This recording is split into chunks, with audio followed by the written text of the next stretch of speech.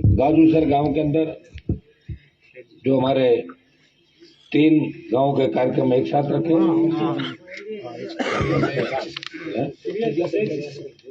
सरिया सर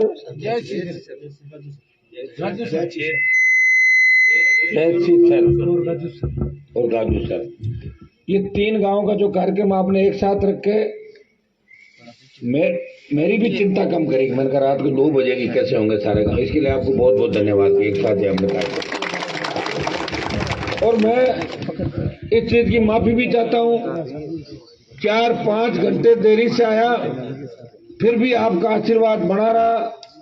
नौजवान तो मेरे साथ चलते ही हैं, लेकिन बुजुर्ग बड़ी तादाद के अंदर इकट्ठा है, और बुजुर्गों के आशीर्वाद से लग रहा है कि लालचंद जी मूंड की गाड़ी पार हो जाएगी सरदार शहर के चुनाव में, ऐसा मुझे नजर आ रहा है।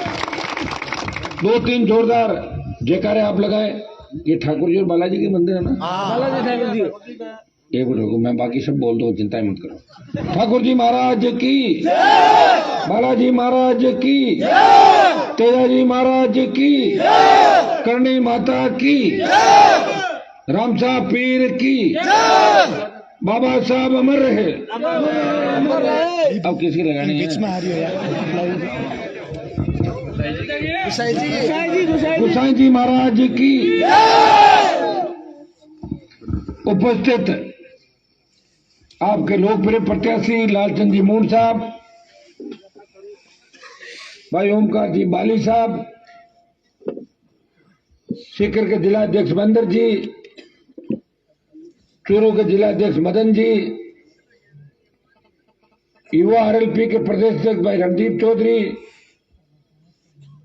प्रवक्ता राजपाल, सारे तमाम, दानाराम जी गिटाला बीकानेर के जिला अध्यक्ष, राष्ट्रीय लोकतांत्रिक पार्टी का पूरा परिवार, उपस्थित मौजूद बुजुर्गों, नौजवान साथियों, मेरे छोटे भाइयों, जो भरोसा आपने मेरे ऊपर किया है, वैसे आपने सारे रिकॉर्ड तोड़ दिए। शायद जेसीबी में मैं पहली बार बैठा हूं आज, मुझे ऐसा लग रहा है, मुझे याद नहीं, कोई 15 साल 10 साल जेसीबी आई कब आई थी जेसीबी? 15-20 साल हुआ ना? तो मुझे नहीं लगता कहीं बैठ के ऐसे जुलूस हो गया है। हाँ तो बैठा नहीं मैं, क्योंकि जब जेसीबी को देख रहा था तो इन्होंने साथ में बैठे बच्चों ने कहा, मैंने कहा जेसीबी अभी कोई कार्यक्रम के लिए जा रही है, बोलने आपको बिठाने के लिए। मैंने कहा आगे क्यों जा रही कि आप परेशान हो जाओ? नहीं, मैंने कहा रोको, मैं बैठूंगा इसके ऊपर, नहीं तो बच्चे नाराज हो जाएंगे। हमारे पास तो यही ताकत है, फोर्स है, ये समझ भी जाते हैं, नहीं भी समझते, दोनों ही चीज है। नहीं समझता तो नाराज हो जाते हैं, समझ जाते हैं जब ठीक होते हैं, लेकिन मेरे से तो नाराज होकर भी वापिस राजी हो जाते हैं कि भाई साहब कम से कम अकेले लड़ तो रहे राजस्थान के अंदर। तो जेसीबी के अंदर बैठे, और शायद 2-3 जनों के बैठने की जगह थी, 15 जने बैठ गया था, अंदर बैठ गए थे ना। तो भाइयों, आपने जेसीबी में बिठाया, और पूरे राजस्थान के अंदर ये संदेश गया कि हनुमान किसान का बेटा है, वो जेसीबी की सवारी भी कर सकता है, ऊंट की सवारी भी कर सकता है, घोड़ी की सवारी भी कर सकता है, ट्रैक्टर भी चलाना जानता है, जीप भी चलाना जानता है, बोलेरो चलाना जानता है, और खेत के अंदर हल चलाना भी जानता है, सारी चीजें जानता है। सरदार शहर के उपचुनाव के अंदर, वैसे मुझे पता है कि आप मेरा बहुत ध्यान रख रहे हो, लेकिन मेरी इच्छा है कि मैं गांव-गांव आपके बीच जाऊं। मैं अगर 10 प्रोग्राम का कह देता ना, मैं 10 प्रोग्राम करूंगा तो भी आप लोग तैयार थे, लेकिन मेरी इच्छा थी, मेरे लिए भी ये सीट प्रतिष्ठा की सीट है। इस राजस्थान के अंदर बदलाव और नई क्रांति की जो शुरुआत होगी वो सरदार शहर की धरती से होगी। सरदार शहर के अंदर अगर अपन जीत गए तो किसान राजनीति का नया उदय होगा। सरदार शहर जो चौधरी कुंभाराम जी आर्य का इलाका था, दौलतराम जी का इलाका था, जो किसान राजनीति के लिए हमेशा आगे होकर लड़ा करते थे, लेकिन दुर्भाग्य इस बात का था हमारे किसान नेता कभी साथ नहीं बैठे। इधर राजस्थान की सत्ता पे किसान कभी मुख्यमंत्री के रूप में नहीं बैठ पाया राजस्थान की सत्ता पे। यह आपकी लड़ाई का परिणाम था। दूसरे लोग वोट हमारे होते थे और कांग्रेस पार्टी में दूसरे लोग सत्ता के अंदर जाके चीफ मिनिस्टर बन जाते थे, लेकिन जवानों ने हुंकार भरी, और हुंकार हमने कोई सत्ता में राज लाने के लिए नहीं भरी थी।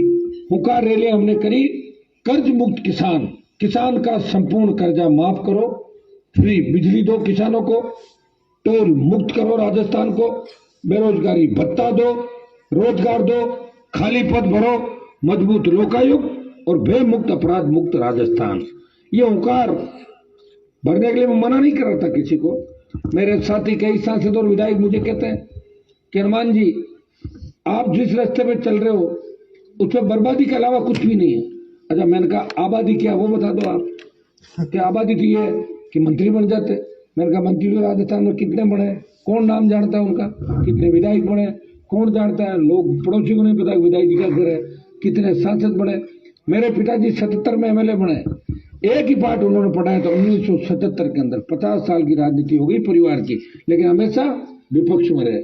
जहां हमें लगता था कि हमारे किसान के साथ अन्याय हो रहा है, सच्चाई का साथ दिया और हमेशा सामने पाले के अंदर खड़े रहे। एक ही बात उन्होंने सिखाई, ईमानदारी, जिद और घर जो आ गया, घर आया मां जाया, और जिसका हाथ पकड़ लिया उसका हाथ नहीं छोड़ना और किसी को धोखा नहीं देना। और भाइयों, हनुमान बेनीवाल ने भी राजनीति के अंदर इन कुछ बातों को पारदर्शिता के रूप में रखा।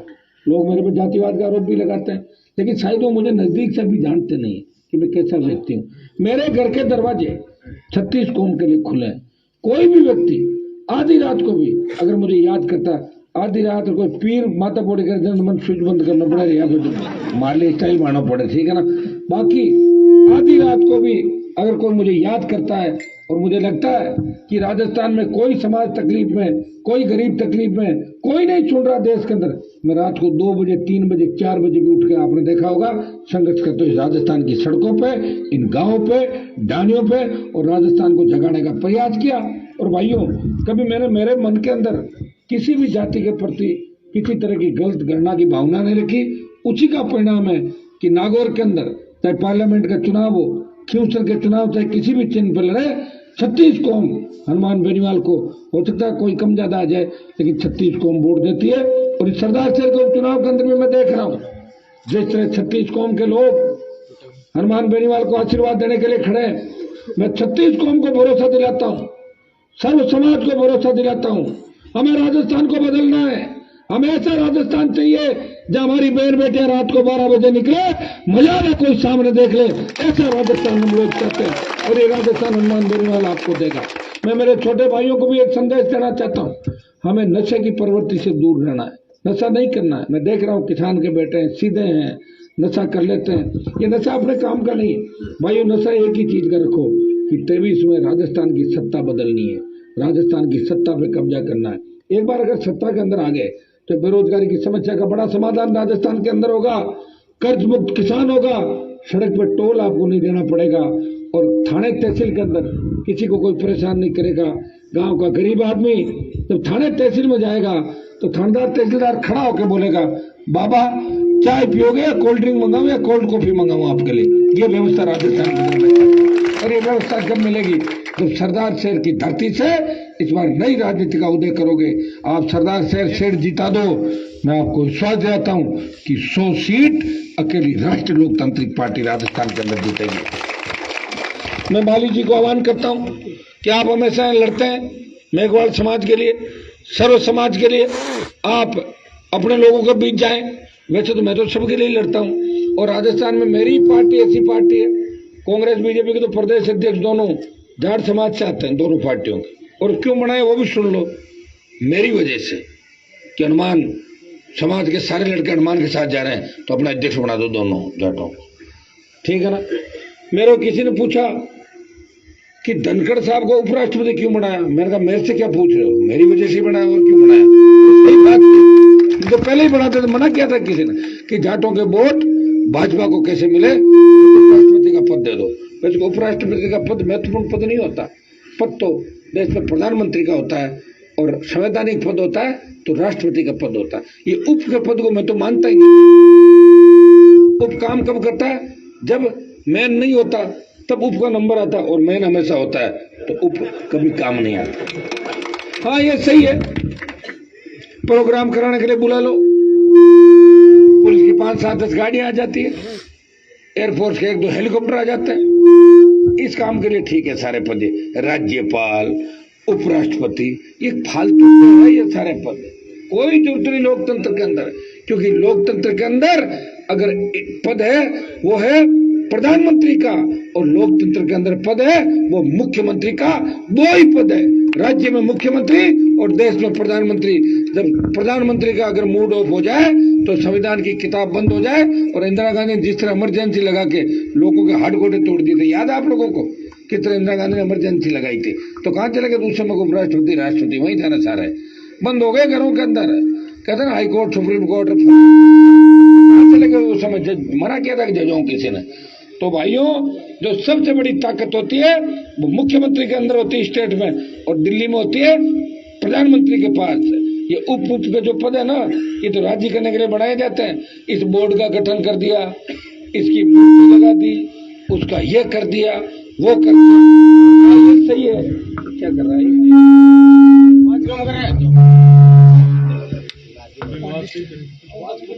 ये सही बात है कि आरक्षण से ये देश बहुत आगे गया। अगर देश आरक्षित नहीं होता तो दलित के बेटे आज राष्ट्रपति के पद पे नहीं होते, आज कलेक्टर भी नहीं होते, मुख्य प्रशासनिक पदों पर नहीं होते। SC ST OBC का आरक्षण हुआ। और मैं तो ऐसा व्यक्ति हूं, मैंने तो 2016 के अंदर जब रैलियां शुरू करी तब मैंने कहा था कि आर्थिक आधार पर भी आरक्षण मिलना चाहिए। ब्राह्मण, बनिया और तमाम स्वर्ण जातियों को जो आरक्षण मांग रही है, और गरीब अगर है वो बच्चे वो पढ़ लिख नहीं पाते तो उनको आर्थिक आधार पर आरक्षण की वकालत हनुमान बेनीवाल ने उस समय भी करी थी। फिर भी लोग अगर आरोप लगाए तो हर आरोप का जवाब मैं नहीं दे सकता। मैं तो ये आपको कह सकता हूं कि मेरा कोई आला कमान नहीं। मेरे कमरे में जाओगे तो न तो कोई नेहरू जी की फोटो है, न कोई उसकी पप्पू की फोटो है, न इंदिरा की फोटो है, और न कोई बीजेपी के नेता की फोटो है।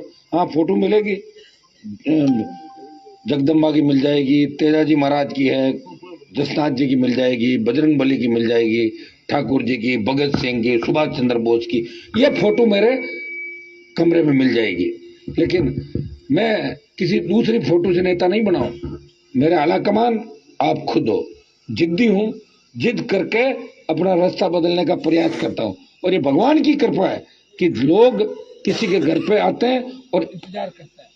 मेरा जिस तरह आप 8-8 घंटे इंतजार करते हो, इसका मतलब ईश्वर की कृपा मेरे ऊपर है, क्योंकि ईश्वर आप लोगों के अंदर बसता है, ईश्वर जनता में बसता है। आम आदमी, गरीब आदमी, किसान, जवान के अंदर ईश्वर है, और वो हनुमान बेनीवाल पे आप लोग राजी हो, इसका मतलब भगवान की कृपा मेरे ऊपर है, और ये उसी का परिणाम है।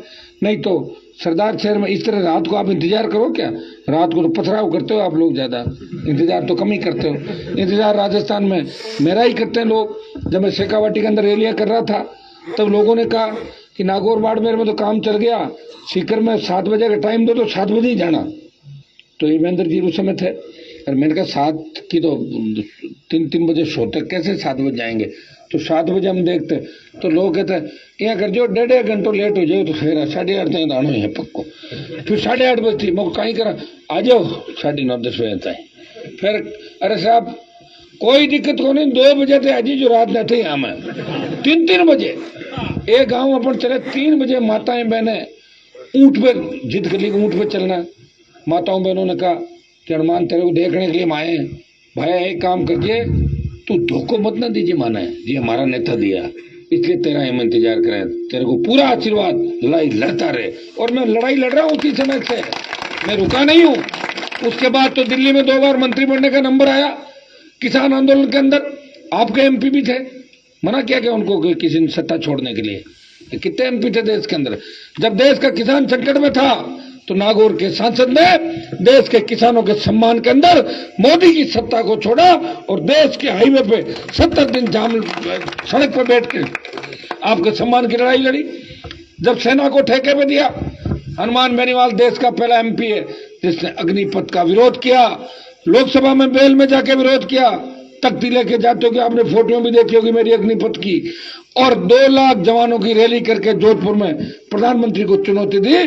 प्रधानमंत्री जी समय रहते मान जाएं, हम किसानों ने आपको थका दिया था, हम किसानों के बेटे हैं, हम आपको थका भी देंगे और हरा भी देंगे देश के अंदर, इसलिए हमसे पंगा मत लो। सेना ठेके पे नहीं दे सकते, 4 साल जो जाएगा उस देश की रक्षा के लिए नहीं जाएगा। वो रोजगार के लिए जाएगा और जब वापिस आ जाएगा उसमें आधे से ज्यादा तो लूट खसोट होगी, बदमाशी होगी देश के अंदर। वैसे हालात बहुत खराब है देश में, आपने देख रहे हैं। और अपने प्रदेश के अंदर क्या हालात है आप जानते हैं भाइयों। प्रदेश के अंदर जब बीजेपी कांग्रेस आपस में हाथ मिला लेती है तो राष्ट्रीय लोकतांत्रिक पार्टी विपक्ष की भूमिका के अंदर 4 साल से सड़क से लेकर सदन तक लड़ती है।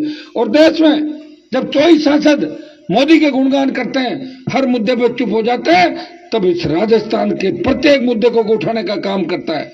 जय जवान जय किसान के नारे के साथ राजस्थान का सम्मान कोई बढ़ाता है, राजस्थान की सिंचाई परियोजनाओं की आरसीपी की कोई बात करता है, कोरोना लंपी और टिड्डी से किसानों को मुआवजे की बात करता है, वो नागौर का सांसद है, वो दिल्ली की सरकार को लोकसभा के अंदर घेरता है। दिल्ली में मोदी से लड़ रहा हूं और यहाँ गहलोत से लड़ रहा हूं। और वसुंधरा की लड़ाई का इतिहास आपको सब पता है कि किस तरह उसको 7 समंदर पार उसके दोस्त मोदी के साथ भगा दिया था मैंने, ये सारी बातें आप जानते हो। मैं आपको इतना ही आह्वान करता हूं कि बोतल का चुनाव चिन्ह है, ये पानी की बोतल है, स्वच्छ पारदर्शी प्रशासन, ये वसुंधरा की दारू वाली बोतल नहीं है। आप इस बोतल को इसको भेज रहे हैं बोतल को। आजकल कांग्रेस बीजेपी के नेता तो बोतल का पीने का पानी भी आता है उनको छुपा लेता कि यार वो हनुमान का चिन्ह है, इसको छुपा लो पीछे। एक कोई बच्चे अब क्या कुछ भी कर देते हैं, अब पता कैसे चले।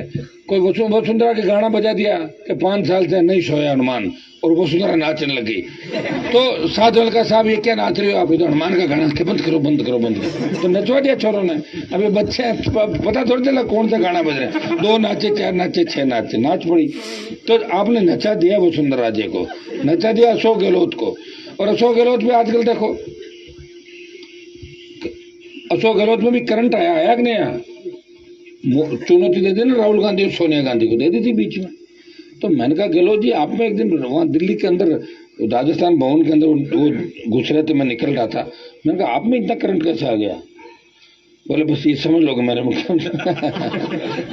तो मैंने कहा आप और वसुंधरा जी मिलकर नई पार्टी बना लो, दोनों का मन नहीं लग रहा आपका, आप एक दूसरे की मदद करते हो, क्यों ना आप नई पार्टी बना लो और दोनों अलग एक ही साथ वोट मांगो एक ही हेलीकॉप्टर के अंदर जाके, ताकि जो मेरा जो नारा है मिला जुली का खेल है, गहलोत वसुंधरा का गठबंधन है, राजस्थान को बर्बाद कर दिया डुबो दिया, तो एक ही साथ चलो ना, मदद तो एक दूसरे की कर ही रहे हो।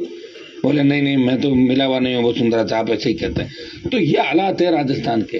और वो आपने कल देखा ही होगा कि कोई बीजेपी के नेता कह रहे थे, कांग्रेस के कह देंगे अरे भाई ऐसा है कि बीजेपी को वोट दे देना, चाहे कांग्रेस को ही दे देना, लेकिन उसको मत देना तीसरे वाला। तो मैंने क्या नुकसान किया किसी का, बताओ मुझे। मैं ही तो आपकी जय जयकार करता हूँ। रात को 2 बजे अगर किसी का डीजे पकड़ ले, 3 बजे किसी की गाड़ी पकड़ ले, कोई आरटीओ किसी को परेशान करे, कोई सेल टैक्स वाला करे, कोई एसपी कलेक्टर करे, हनुमान बेनीवाल का अगर फोन लग जाता है वो जगा हुआ है तो 5 मिनट के अंदर आपकी गाड़ी छूट जाएगी, 5 मिनट में आप फ्री हो जाओगे राजस्थान के अंदर किसी भी कोने के। और देश के अंदर कहीं भी जरूरत पड़े हमेशा मुझे आप देखते हो। अब मेरे से क्या तकलीफ हो सकती किसी को, बताओ। अरे हनुमान बेनीवाल से क्या बौखलाट है किसी को भाई, सही लोग तो मेरे से डरते नहीं, और जिनके मन में अगर पाप है उनको डर लगता होगा कि हनुमान जी आ जाएंगे, ये हो जाएगा वो हो जाएगा। कौन सा लालचंद जी के जीतते ही मैं कौन सा सीएम बन जाऊंगा कल ही, ये तो कल थोड़ी है चुनाव, वो तो 23 के अंदर आ गए। लेकिन लालचंद मूड नहीं जीतना चाहिए, चाहे कांग्रेस जीत जाए बीजेपी जीत जाए, हम मिले हुए आपस में मिल बांट के खा लेंगे। 22 साल मिल बांट के लूटा राजस्थान को, 50 साल मिल बांट के लूटा राजस्थान को, नए लोगों को रास्ता नहीं बताएंगे। जिस तरह गाँव में पुराने जमाने के अंदर लोग जब होते थे ना, तो गांव में नया पंच कोई होता था या नया आदमी होता था, उसको रोकते थे, मिलकर उसको रोको यार नई पंचायत ही कर रहा है। तो राजस्थान में मेरी स्थिति वो हो गई कि हनुमान लोगों को जगा क्यों रहा है, ये नए लोगों को लेके आगे क्यों आ रहा है, ये क्यों समझा रहा है लोगों को, ये भी लूट खसोट में शामिल क्यों नहीं हो रहा है, ये भी हिस्सा क्यों नहीं ले रहा अपना। बजरी माफिया, पर्यटन माफिया, भू माफिया, अपराधी, शराब माफिया। आपने देखा होगा कि काजल की कोठरी में रहते हुए कभी कोई दाग हनुमान बेनीवाल पे नहीं लगा। कोई नहीं कह सकता कि 100 रुपए हनुमान जी को मैंने हिस्से के दिए हैं, और इसीलिए भगवान की कृपा है। मैं ऐसा नहीं है मैं मदद नहीं करता लोगों की, अगर कोई 2 पैसे की मजदूरी करता है, कोई लड़का काम करता है तो मैं उसकी वाजिब मदद भी करता हूँ, लेकिन उसको ये भी कहता हूँ कि गरीब का ध्यान रखना, किसी का दिल मत दुखाना, किसी के पेट पे लात नहीं मारना। इसलिए तो लड़ रहा हूं मैं, नहीं तो मोदी से अगर लड़ता और ईडी पहुंच जाती मेरे घर पे, सीबीआई आ जाती, फिर मैं डरता नहीं हूँ ईडी सीबीआई से। क्या कर लेगी सीबीआई, मैं तो पहले रहा हूँ 302 के मुकदमे के अंदर अशोक गहलोत ने डाला था हमारे पूरे परिवार को, डर नहीं लगता। 40 मुकदमे दर्ज किए सरकार ने। हनुमान बेनीवाल कभी नहीं डरा, परिवार बर्बाद हो गया मेरा, लेकिन मैंने लक्ष्य निर्धारित कर रखा है कि ये अब राजस्थान मेरा परिवार है, किसान मेरा परिवार है। इन छोटे भाइयों की खुशी के अंदर ही मेरी खुशी है। हर व्यक्ति खुश देखता हूं मैं उसको, मैं खुश होता हूं। मेरे घर पे कोई व्यक्ति आता है अपनी पीड़ा लेके आता है, मैं कभी ये नहीं कहता मेरी सरकार नहीं है। मैं कहता हूँ कागज लाओ, फोन लगाओ, ये करो, वो करो, ये करो। दिन भर रोते हुए आदमी आते हैं और हंसते हुए मेरे घर से जाते हैं। हाँ, लेकिन परेशान ज्यादा रहता हूँ तो कई बार हैंग हो जाता हूँ।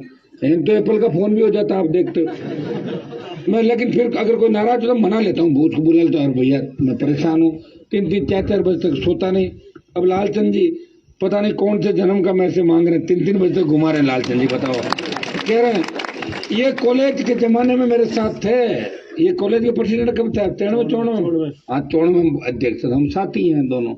वैसे पिछली बार बलदेव लड़ा था, वो मेरे से 1 साल पीछे था। बलदेव को भी लड़ाया चुनाव, आपको पता, बलदेव को लड़ाया, आप लोगों ने आशीर्वाद भी दिया। और अब की बार भी बलदेव जी को हमने समझाया, बाली जी तो आगे, और कल तक बलदेव जी को लड़ना है बाली जी, हाँ लेके, और उनको भी साथ लगाएंगे और सब मिलके इस बार लालचंद जी के रूप में नया उदय सरदार शहर की धरती से करेंगे। और लालचंद जी को मैं विशेष बढ़ावा भी दूंगा कि सरदार शहर की सेवा आपको करनी, निश्चित रूप से सेवा भी करेंगे। डेयरी से जुड़े हुए हैं, प्रत्येक व्यक्ति के काम भी आते हैं, थोड़ी जिद जरूर करते हैं, जिद्दी तो होना ही चाहिए आदमी को। अगर जिद नहीं तो फिर जाट का मतलब क्या, जाट जिद्दी, किसान जिद्दी, थोड़ा बहुत तो जिद होना ही चाहिए। लेकिन ज्यादा लोग कहते हैं तो फिर बात को मान लेनी। मैं बहुत जिद्दी हूँ, लेकिन 5 बुजुर्ग आदमी अगर मुझे कहते तो फिर मैं मेरी जिद छोड़ देता हूँ, उनकी बात करता हूँ, बुजुर्गों की। कि बात है कि जो ठीक ठाक की बात रखी और मैं मेरी वापिस लेता हूँ, ये बुजुर्गों की बात मैं हमेशा रखता हूँ। और जिद करके हमने एक दिशा राजस्थान के अंदर नौजवानों को दी। मैं दोबारा आपके बीच उपस्थित होऊंगा, लेट हो गया, बहुत इच्छा थी लंबी टाइम तक। बड़े गांव है आपके, बहुत बड़ा इलाका, 180 से ज्यादा गांव है सरदार शहर कॉन्स्टिट्यूंसी के अंदर। मैं अरे वो तो ऐसे ही लिख दिए होंगे सारे, सुनो, जो 4 के 5 लिख दिए, 3 के 6 बना दिए, 180 से ज्यादा बताया ना मैंने। अब मैं अब प्रत्येक गांव जाऊंगा जब भी तो गिनूंगा मैं कितने गांव में। मैं यहाँ तो चुनाव थोड़ी लड़ाऊं खुद में, आप कह रहे हो तो 211, ठीक है। मैं ये कह रहा हूं कि